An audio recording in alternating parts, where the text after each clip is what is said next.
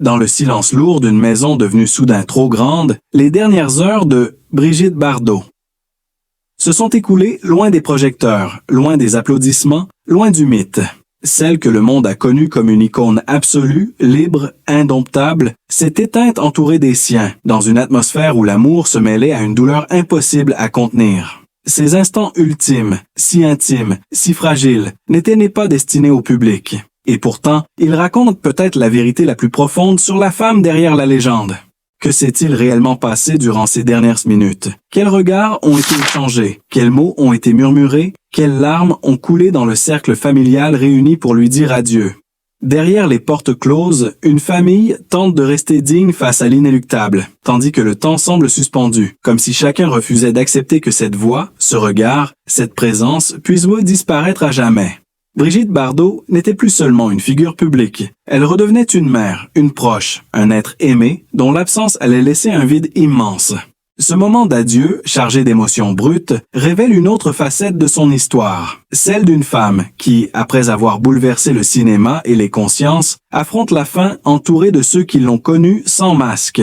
Comment sa famille a-t-elle vécu ces instants? Quels non-dits, quelles blessures anciennes, quelles réconciliations silencieuses ont refait surface au seuil de l'irréversible? Et surtout, que nous disent ces dernières heures sur l'héritage humain de Brigitte Bardot, bien au-delà de sa gloire? Dans cette vidéo, nous allons plonger au cœur de ces moments bouleversants, lever le voile sur ce que le public n'a jamais vu, et comprendre comment une légende mondiale a été accompagnée dans ses derniers souffles. Restez avec nous, car derrière la tristesse de l'adieu se cache une histoire profondément humaine, faite d'amour, de regrets et de vérité. La scène que nous allons évoquer est une reconstitution narrative, inspirée de témoignages indirects, d'archives publiques et d'éléments connus de la vie de Brigitte Bardot. Elle se déroule dans un lieu réel, chargé de symboles, la Madrague, sa maison de Saint-Tropez, refuge qu'elle n'a presque jamais quitté depuis des décennies. C'est là, entre mer et Pinède, que le temps semble ralentir, que chaque bruit devient plus net, plus lourd de sens. En fin d'après-midi, la lumière décline doucement sur le golfe. Il est un peu plus de 18 heures, à cette heure imprécise où le jour hésite à basculer vers la nuit. À l'intérieur, l'atmosphère est feutrée. Les volets sont à demi clos, non pour se cacher, mais pour tamiser une clarté devenue trop vive. Depuis plusieurs semaines déjà, des proches avaient remarqué des signes que l'on n'osait pas nommer. Une fatigue plus profonde, des silences prolongés, cette manière nouvelle qu'elle avait de s'arrêter avant de parler, comme si chaque mot pesait davantage que le précédent. Rien de spectaculaire, rien de brutal, juste une lente fragilisation, presque imperceptible pour qui ne la connaissait qu'à travers les images publiques. Ceux qui l'entouraient avaient vu ses habitudes changer. Elle sortait moins souvent dans le jardin, restait plus longtemps assise face à la mer, le regard fixe comme absorbé par un dialogue intérieur. Certains jours, elle demandait que l'on lui lise de vieux articles, d'autres fois, elle préférait le silence absolu. Des détails infimes, aujourd'hui lourds de sens, mais qui à l'époque semblaient n'être que les marques naturelles du temps. La famille est présente, réunie dans une discrétion totale. Pas de gestes excessifs, pas de paroles inutiles. Chacun semble chercher la bonne distance, oscillant entre le besoin de proximité et la peur de déranger. Les heures passent lentement. Une horloge ancienne, dans une pièce voisine, rythme l'attente de son tic-tac régulier, presque oppressant. À plusieurs reprises, on s'échange des regards, comme pour se demander silencieusement. Est-ce le moment? Faut-il appeler quelqu'un? Ou simplement rester là, immobile, à partager l'instant? Certains souvenirs refont surface. Des anecdotes anciennes, murmurées à voix basse, comme pour conjurer l'angoisse. On évoque la jeune femme des années 1950, l'icône planétaire, mais aussi la Brigitte plus secrète, celle qui détestait les mondanités, qui avait choisi l'isolement non par misanthropie, mais par besoin de vérité. À mesure que la soirée avance, la conscience aiguë de l'instant s'impose à tous. Chaque respiration est observée, chaque mouvement interprété, chaque silence redouté. Ce qui frappe, dans ces moments, c'est l'absence de mise en scène. Rien ne ressemble à la légende flamboyante que le public a construite. Il ne reste qu'une femme entourée des siens, dans un décor familier, face à ce que nul ne peut maîtriser. Certains proches confieront plus tard avoir ressenti une étrange impression de suspension, comme si le monde extérieur, la presse, les polémiques, la célébrité avaient cessé d'exister, laissant place à une intimité presque sacrée. Ces heures à la Madrague ne sont pas seulement des instants d'attente. Elles sont aussi le miroir d'une vie entière, marquée par des choix radicaux, des ruptures, des combats. Et tandis que la nuit s'installe progressivement sur Saint-Tropez, une question demeure, silencieuse mais obsédante. Comment dire adieu à une femme qui, toute sa vie, a refusé les compromis et les adieux trop faciles? Ce silence de la fin renvoie inévitablement à un autre moment de sa vie, radicalement opposé, lorsque tout a commencé par un fracas de lumière et de regard. Avant l'isolement, avant la madrague et la retraite volontaire, il y eut l'explosion. Une date revient toujours, comme un point de bascule irréversible. 1956, sur la croisette de Cannes. Cette année-là, Brigitte Bardot n'est encore, aux yeux de beaucoup, qu'une jeune actrice prometteuse. Mais tout va changer en quelques jours, presque malgré elle. Le film « Et Dieu créa la femme », tourné en grande partie à Saint-Tropez, sort dans une atmosphère électrique. Le décor est réel, brûlant de soleil, encore préservé du tourisme de masse. Saint-Tropez n'est pas encore un mythe. C'est Bardot qui va en devenir le visage. Sur l'écran, quelque chose d'inédit surgit. Sa présence ne ressemble à rien de connu. Ce n'est pas seulement une beauté, c'est une attitude, une liberté de mouvement, un refus instinctif des codes.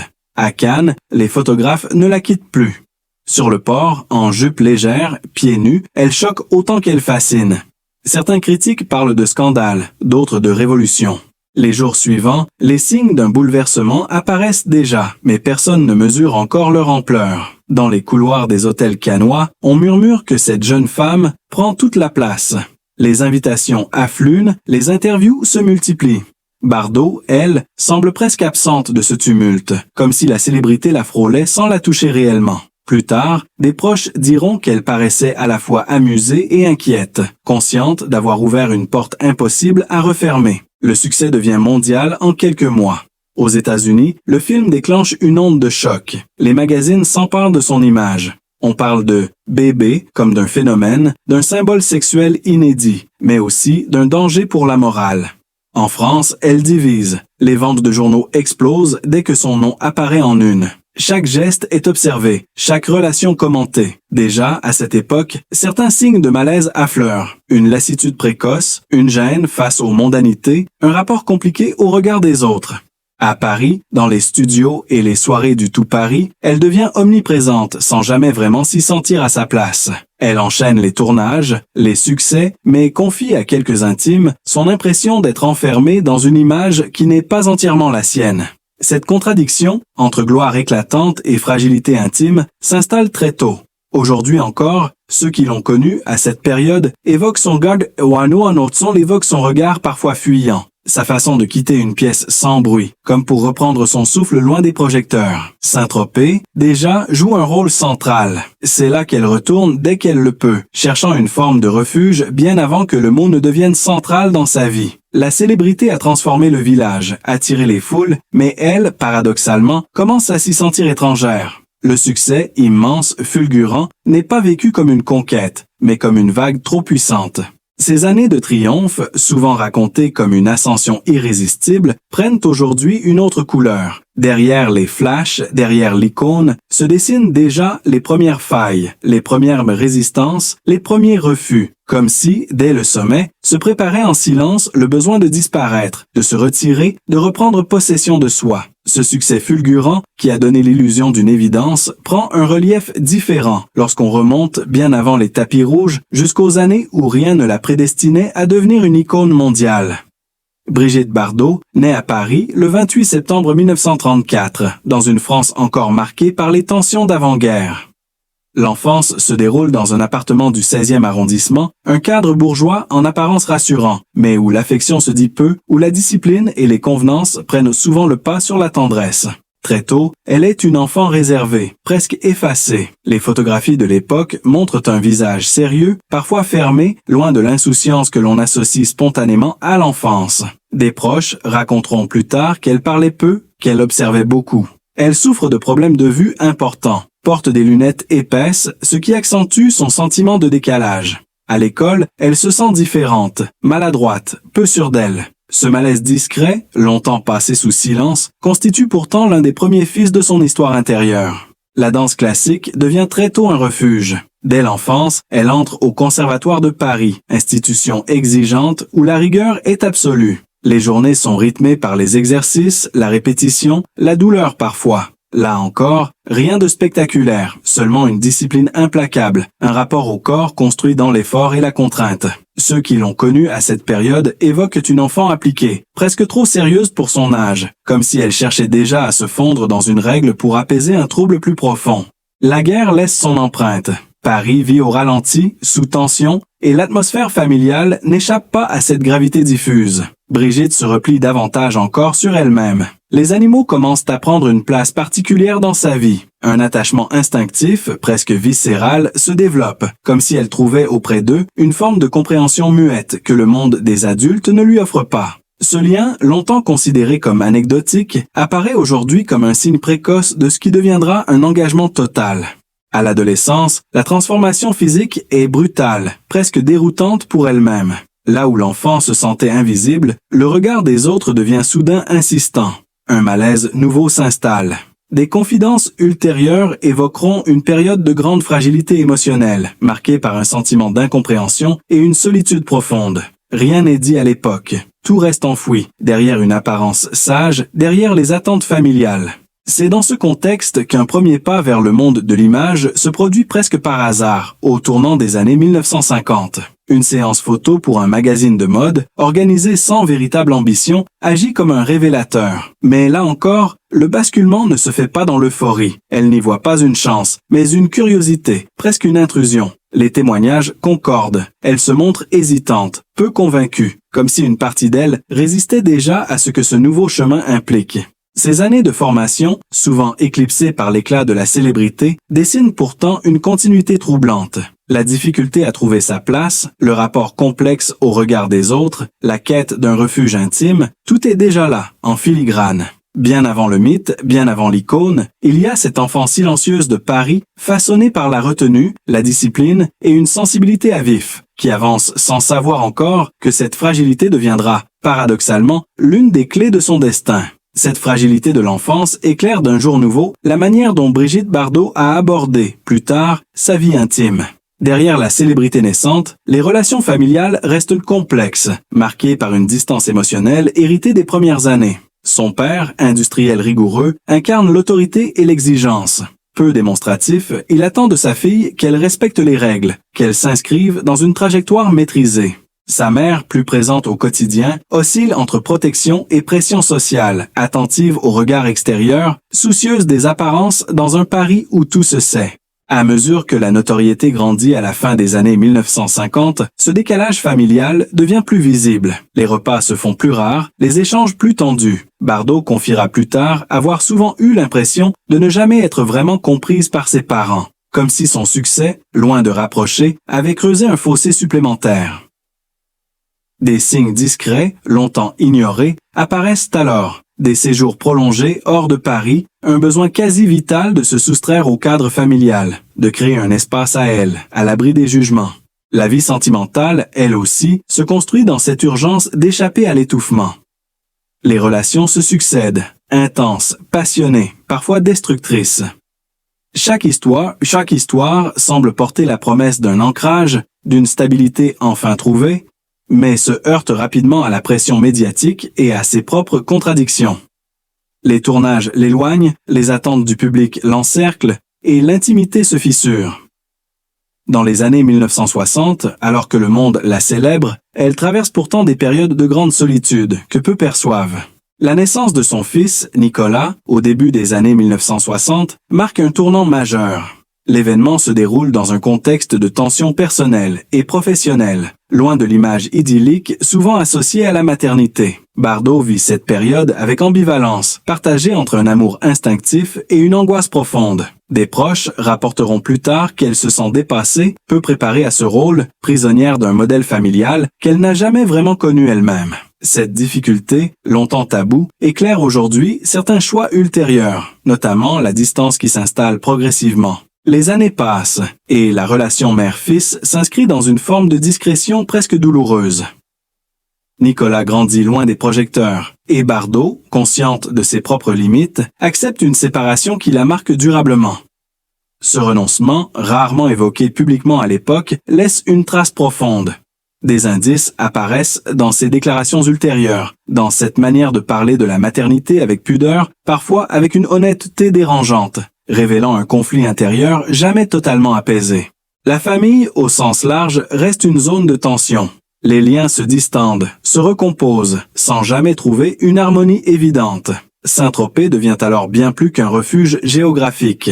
À la Madrague, elle construit une famille choisie, faite d'amitiés fidèles, d'animaux omniprésents, d'une routine presque monacale. Ce mode de vie, perçu par certains comme une fuite, apparaît aujourd'hui comme une tentative de réinvention, une manière de recréer ce que l'enfance et la vie conjugale n'ont pas su lui offrir. Ces éléments, longtemps relégués à l'arrière-plan du récit public, donnent une profondeur nouvelle à son parcours. Ils montrent une femme qui, malgré la gloire et l'admiration mondiale, n'a cessé de chercher un équilibre intime, souvent au prix de choix douloureux. Dans les silences, dans les absences, dans ses relations inachevées, se dessine une vérité plus nuancée, plus humaine, que le temps commence seulement à rendre visible. À mesure que les années passent et que les cercles familiaux se resserrent, l'état de santé de Brigitte Bardot devient un sujet abordé, avec une extrême retenue. Installée depuis longtemps à la Madrague, à Saint-Tropez, elle vit désormais selon un rythme lent, presque immuable, dicté par ses forces et ses limites. Ceux qui la croisent encore parlent d'une présence fragile, mais toujours lucide, d'un regard vif, malgré un corps qui trahit le poids du temps. Depuis plusieurs années déjà, des signaux avaient été perçus par ses proches. Une fatigue persistante, des déplacements de plus en plus rares hors de sa propriété, une voix parfois affaiblie lors de ses échanges téléphoniques.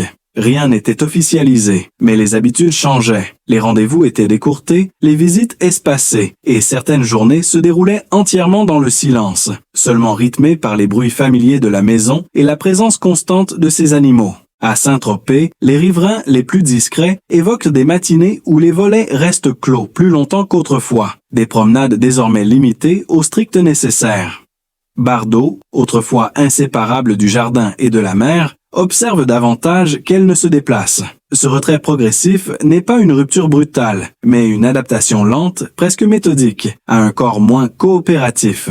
Des proches confient qu'elle écoute beaucoup son organisme, refusant toute précipitation, toute intrusion médicale qu'elle ne juge pas indispensable. Ces dernières années, elle a elle-même laissé filtrer quelques indices, sans jamais entrer dans les détails. Des phrases brèves, parfois abruptes, évoquant l'épuisement, la difficulté à supporter les contraintes physiques, la sensation d'un corps devenu étranger. Elle parle rarement de maladie, préférant évoquer l'usure ou la fatigue du combat.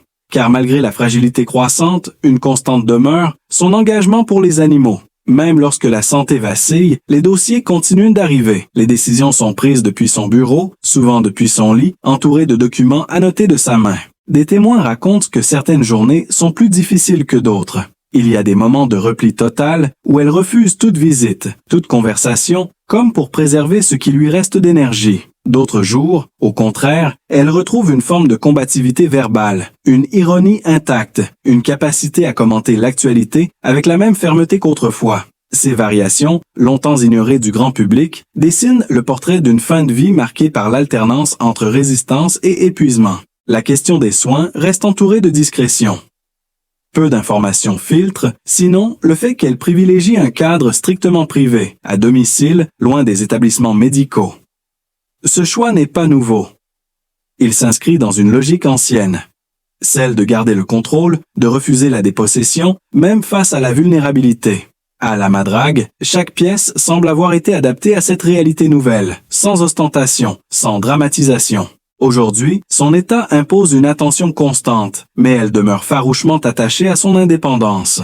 Les signes qui, autrefois, pouvaient sembler anodins, une absence prolongée, une déclaration plus sombre, un refus de déplacement, prennent désormais un sens différent. Ils révèlent une femme confrontée à ses limites physiques, mais toujours habitée par une volonté de rester maîtresse de son temps, de son espace et de ses derniers combats. L'existence de Brigitte Bardot ne se lit pas comme une trajectoire linéaire, mais comme une succession de ruptures, de recommencements et de refus assumés. Après l'explosion de la célébrité, la vie s'accélère brutalement. Les années 1960 s'ouvrent sur un agenda saturé, partagé entre Paris, Rome et les grands studios européens. À Cinecittà, à Rome, elle tourne sous un soleil écrasant, enchaînant les productions internationales. Les plateaux sont bruyants, codifiés, dominés par une industrie qui cherche à canaliser ce phénomène incontrôlable qu'elle est devenue. Pourtant, derrière les sourires figés et les contrats prestigieux, une lassitude profonde s'installe. Dès cette période, certains collaborateurs notent son ambivalence. Elle arrive parfois en avance, concentrée, presque rigide, puis disparaît sans prévenir une fois la scène terminée. Elle fuit les réceptions, écourte les dîners officiels, refuse les mondanités que la célébrité impose. Des signes, là encore, que l'on interprète mal à l'époque, mais qui révèlent déjà un rapport conflictuel à ce monde qu'elle a pourtant contribué à transformer. Les années passent, les films s'accumulent, mais l'enthousiasme s'effrite. À Paris, dans les appartements feutrés du cinéma français, elle confie à quelques proches son sentiment d'enfermement. Elle ne se reconnaît plus dans les rôles proposés, encore moins dans l'image publique qui la précède partout. Chaque apparition est commentée, disséquée, jugée. Ce regard constant devient une pression presque insupportable. Elle parle de fatigue morale, d'un besoin vital de silence. Ce malaise, longtemps minimisé par l'industrie, s'exprime par des décisions de plus en plus radicales. En 1973, à la surprise générale, elle annonce son retrait définitif du cinéma. La décision est prise sans négociation, sans plan de retour. Elle quitte un monde qui l'a consacré mais aussi épuisé. Ce départ, souvent présenté comme un caprice ou une provocation, apparaît aujourd'hui comme un acte de survie. Elle se replie à Saint-Tropez, à la Madrague, transformant progressivement ce lieu en forteresse intime. Le rythme change. Les journées s'organisent autour de gestes simples, loin des horaires de tournage, loin des exigences extérieures. C'est là que s'impose, avec une intensité nouvelle, son combat pour les animaux. Ce qui, dans l'enfance, n'était qu'un attachement instinctif devient une cause centrale, presque exclusive. Dans les années 1980 et 1990, elle multiplie les prises de position, souvent controversées, toujours passionnées. Les déplacements sont rares, mais les lettres, les communiqués, les appels se succèdent. Elle s'expose autrement, non plus comme actrice, mais comme militante intransigeante. Cette seconde vie publique, plus conflictuelle, lui vaut autant d'admirateurs que d'opposants. Au terme de ce parcours intense, il ne reste ni une icône figée, ni une légende intouchable, mais une femme profondément humaine. Brigitte Bardot a traversé la gloire, la solitude, les combats et les renoncements avec une sincérité parfois dérangeante, souvent courageuse. Derrière les images célèbres et les polémiques, il y a une sensibilité à vif, une vie faite de fragilité, de choix difficiles et d'un amour inconditionnel pour les êtres sans voix. La comprendre, ce n'est pas tout approuver, c'est accepter la complexité d'un destin hors norme. Si cette histoire vous a touché, prenez un instant pour laisser parler votre empathie. Un geste simple peut prolonger ce regard bienveillant. Likez la vidéo pour soutenir ce travail de mémoire. Partagez-la autour de vous afin que d'autres découvrent cette trajectoire humaine et abonnez-vous à la chaîne pour ne rien manquer des prochains récits. Votre commentaire compte aussi. Dites-nous ce que cette vie vous inspire, ce que vous retenez, ce que vous ressentez. Ensemble, continuons à regarder les grandes figures non comme des statues, mais comme des êtres vivants, avec leurs forces, leurs failles et leurs vérités.